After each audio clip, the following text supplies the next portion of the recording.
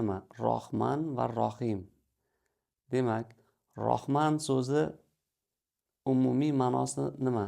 Rohman so'zi bizning o'rganishlarimizga tayanadigan bo'lsak, yaratuvchi va rizq beruvchi degan ma'noni anglatadi. Rohim so'zi demak rahm qiluvchi degan ma'noni anglatadi. Endi Alloh yaratdi, rizq berdi va rahm qildi. Qanday qilib rahm qiladi? U demak bizga hayotimiz davomida qilishimiz kerak bo'lgan ishlarni to'g'ri bajarishni o'rgatib rahm qiladi.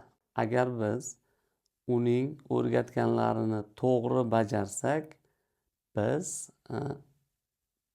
natijada do'zax azobidan saqlanamiz. Demak, rahm qilish, o'rgatish va saqlash, asrash yoki himoya qilish degan mazmunga borib taqaladi.